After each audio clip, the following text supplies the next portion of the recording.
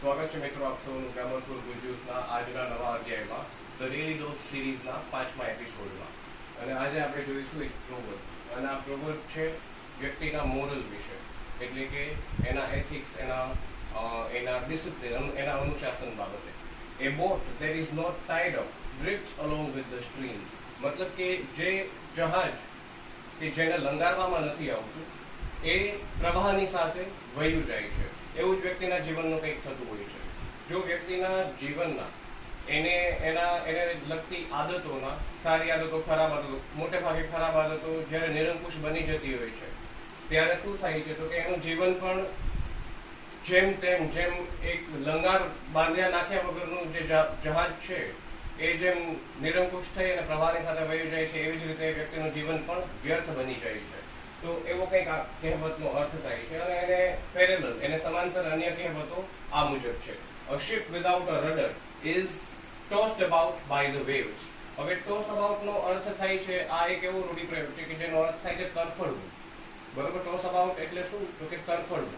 પણ અહીંયા આ કહેવતમાં એનો અર્થ કંઈક અલગ થાય છે. આવું થાય છે કોન્ટેક્સ્ટના પ્રમાણે કે એક એવું જહાજ કે જેની અંદર રડર એટલે શું તો કે એક એવું ઓજાર છે કે જે હવાઈ જહાજ કે દરિયાઈ જહાજની અંદર જહાજ છે એની દિશા નક્કી કરવા માટે લગાડવામાં આવતું હોય છે. મોટે ભાગે રડર છે એ દરિયાઈ જહાજમાં અંદર પંખા જેવું હોય છે જે સમુદ્રની સપાટીની અંદર જતું હોય છે. એવી જ રીતે વિમાનમાં હોય તો એ એની પાંખની કિનારી પર છેડેના ભાગમાં હોય છે અને એ હવાને છે એ દિશાને નિયંત્રિત કરતું હોય છે કે જેનાથી વિમાનની પણ દિશા નિયંત્રિત થઈ શકે. તો એવું કંઈક રડરનું કામ હોય છે. તો એવું જહાજ કે જેમાં રડર નથી હોતું એનું શું થાય છે તો કે એ જહાજની દશા છે એ દરિયાઈ મોજાઓ છે એ એના દ્વારા જ્યાં ત્યાં ઉછાળવામાં આવે છે. આવો કંઈક આનો અર્થ થાય છે. એના પછીની અન્ય આ જ આપણી મુખ્ય કહેવતને અનુરૂપ કહેવત છે, a man without a plan is like a ship without a compass. મતલબ કે હોકા યંત્ર વગરનું જહાજ જેવું હોય છે કે જેની દિશા જ કઈ દિશામાં જવું એ જ નિશ્ચિત કરવું, નિયત કરવું મુશ્કેલ થઈ જતું હોય છે. એવું જ કંઈક એવા વ્યક્તિનું જીવન હોય છે કે જેના જીવનમાં આયોજનનો અભાવ હોય છે. તો અહીંયા ક્યાંક ને ક્યાંક આયોજન બનાવવા બાબતે કે એ વસ્તુ ઉપર ભાર મૂકવામાં આવ્યો છે. એના પછીની કહેવત છે, a person without a goal is like a ship at a sea without a captain, no rudder and no port.